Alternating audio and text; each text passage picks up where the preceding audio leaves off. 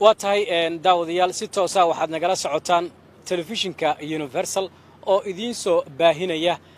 markii ugu horeysay markab dagaal oo laga leeyahay dawladda wadanka Turkiga oo ku soo xirtay dekada weyn ee Muqdisho kaasi oo qayb ka ah howlgalka difaaca iyo dhaqaalaha ee heshiiskii Soomaaliya iyo Turkiga ay kala saxiixdeen oo maanta si rasmi ah uga bilaabanaya xeebaha Soomaaliya madaxweynaha dawladda federaalka ee Soomaaliya mudane xasan sheekh maxamuud ayaa halkan imaan doona waqti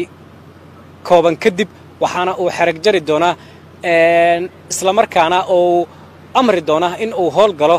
markabkan oo kamid ah maraakiib dhowr ah oo xeebaha Soomaaliya yimid kuwa oo qayb ka ah heshiiska difaaca iyo dhaqaalaha ee dawladda Turkiga iyo dawladda Soomaaliya ee baarlamaanka jamhuuriyadda federaalka Soomaaliya ay saxiixeen 22 bishii Febraayo ee sanadkan 2024 isla markaana madaxweynaha Soomaaliya oo sheegay in heshiiskaasi uu yahay mid ay wada galeen dawladaha Soomaaliya iyo Turkiga oo ku qotomo ilaalinta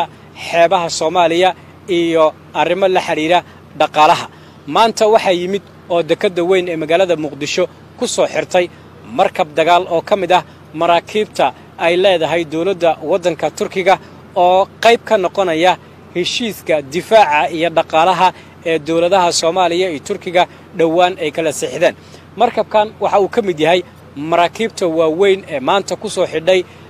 badweynta Hindiya gaar ahaan xeebta magaalada Muqdisho waxaana uu iminka taagan yahay marshada magaalada Muqdisho dekada weyn ee Muqdisho waa F514 nambarkaas ayaa ku qoran waana mid kamid ah maraakiibta ka howlgali doona xeebaha Soomaaliya ee dawladda Turkiga dhawaan saacado kooban oo madaxweynaha halkan imaan doona ayuu xiriga ka jiri doona lana howlgelin doona markabkan dhamaan saraakiisha ciidamada badda ee Soomaaliya iyo mas'uuliyiinta kale ee dawladda ayaa halkan ku sugan xafladda markay bilaabato ayaana si toos ah idin kala soo socodsiin doona telefishinka Universal